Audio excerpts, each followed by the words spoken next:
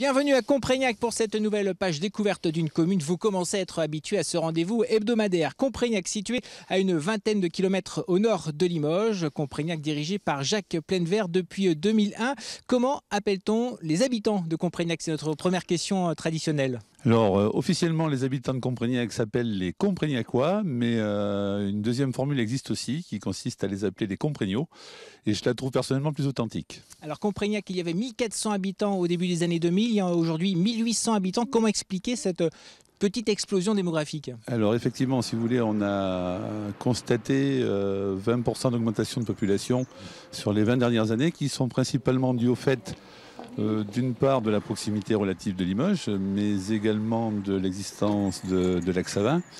Et puis ces deux avantages ont été accompagnés aussi d'une volonté forte de la collectivité d'accompagner au mieux ce développement en proposant à nos administrés de nouveaux services qui leur sont destinés. Qui s'installe? Il y a des jeunes couples grâce notamment à l'école? Alors principalement, ce sont effectivement des jeunes couples qui arrivent parfois sans enfants, mais qui en ont très vite et puis qui alimentent effectivement les bancs de notre école. Et puis ils trouvent de tout parce qu'il y a des commerces, il y a des services de santé. Tout à fait, si vous voulez. Dans un premier temps, on a mis en place une politique liée à l'enfance et la petite enfance assez soutenue. Bien avant la réforme des rythmes scolaires, depuis 1999, nous fonctionnons au rythme des 4 journées et demie, avec école le mercredi matin et des activités proposées aux enfants le mercredi après-midi, en particulier l'existence d'un accueil de loisirs. Nous avons accompagné la mise en place de cet accueil de loisirs avec la création d'une micro-crèche, voilà 4 ou 5 ans. Et puis parallèlement, nous avons mis en place aussi un relais d'assistante maternelle. Et puis il y a aussi un très joli patrimoine. Elle est derrière vous, l'église de Saint-Martin. Qu'est-ce qu'on peut en dire? Alors tout à fait. Alors c'est un édifice remarquable, comme vous venez de le dire, donc qui a été construit au XIIe siècle. Église fortifiée comme vous pouvez le constater, détruite en 1370 par les troupes du prince noir, le prince de Galles, qui a sévi aussi à Comprignac après avoir sévi pas très loin de chez nous, en particulier à Limoges. Donc cet édifice a été reconstruit, réhabilité dans le courant du XVe siècle. Alors ce qui est parfaitement remarquable, c'est qu'il a gardé toute son authenticité. C'est une église qui fait 30 mètres de long et 6 mètres de large, et elle vaut le détour si vous souhaitez la visiter. C'est la plus belle des églises fortifiées de Haute-Vienne. Il y a donc de l'histoire à Comprignac, il y a aussi des artisans, comme par exemple ce bouilleur de cru rencontré par Gaël Darangos et Marine Nadal.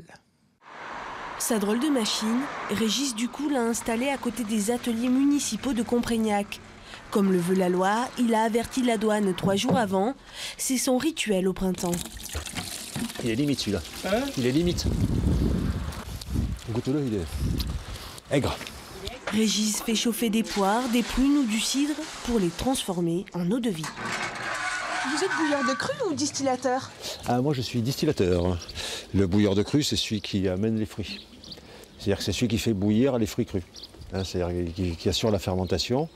Le principe étant que les levures, qui sont des petits champignons qui assurent les fruits, une fois qu'elles sont privées d'oxygène, en fait, vont récupérer l'oxygène dans les sucres et en se faisant, elles transforment les sucres en alcool avec un dégagement de gaz carbonique. C'est pour ça qu'on parle de bouillir. Le reste de l'année, Régis Ducou est dératiseur. Il a racheté ses alambics à un ancien distillateur il y a 4 ans. C'est un complément de travail. Régis, vous faites ça combien de fois par jour? J'aimerais bien le faire 4 fois par jour.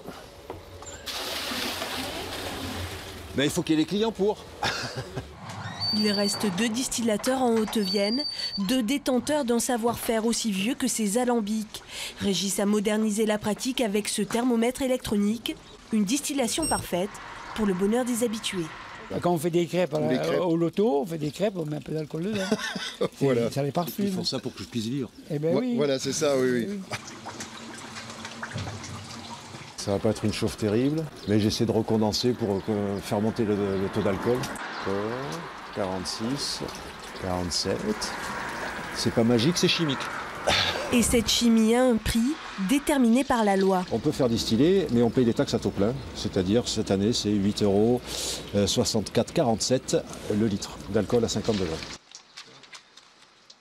Jacques Penvert, on vous retrouve, on vient de voir un portrait d'un artisan. C'est important qu'il y ait encore de l'artisanat, des petites entreprises dans vos communes. Mais tout à fait, parce que comme on le disait précédemment, notre principal souci, c'est d'apporter un maximum de services à nos populations. Alors on a parlé tout à l'heure de l'église fortifiée. Autre atout touristique, ce sont les chemins de randonnée. Tout à fait. Alors vous faites référence bien évidemment au circuit des pierres à légende.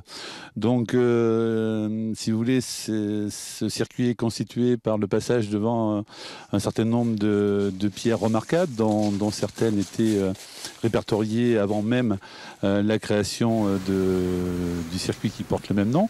Cela dit, elles ont profité d'une mise en valeur remarquable de la part d'une association locale qui s'appelle Comprignac Rencontre Nature et qui a associé à chacune de ces pierres une légende. C'est vraiment un atout touristique, il y a de plus en plus de randonneurs qui tout à fait, il y a de plus en plus d'adeptes pour visiter pour ce circuit-là et je crois que c'est très très apprécié des visiteurs. Enfin, un mot sur la communauté de communes. Elle vient d'être créée, c'est un regroupement de 3 communautés de communes de la région. C'est un atout pour Comprignac ? Alors si vous voulez, effectivement, la loi NOTRe nous a imposé de nous regrouper. Alors effectivement, ça va nous changer parce que nous étions, dans la communauté de communes appelée Porte d'Occitanie, qui était somme toute une petite communauté de communes avec tout à fait conviviale si vous voulez. Et là on va faire le grand saut avec une communauté de communes composée de 24 communes et de près de 27 000 habitants. Et ça c'est vraiment un atout pour le développement. Alors effectivement si vous voulez, il est bien évident que nous avions préalablement tous des façons de fonctionner sans doute très différentes, mais je crois qu'il faut être pragmatique et puis justement apprendre peut-être de ce qui s'est passé chez les autres pour justement faire en sorte que ce qu'on a pu considérer au départ comme une contrainte devienne effectivement un atout. Parfait. Merci beaucoup Jacques Penvert de nous avoir accueillis ici à Comprignac, de nous avoir donné envie de venir visiter votre commune. La semaine prochaine, changement complet de décor pour une page très spéciale puisque nous serons dans le village de Noël de Limoges.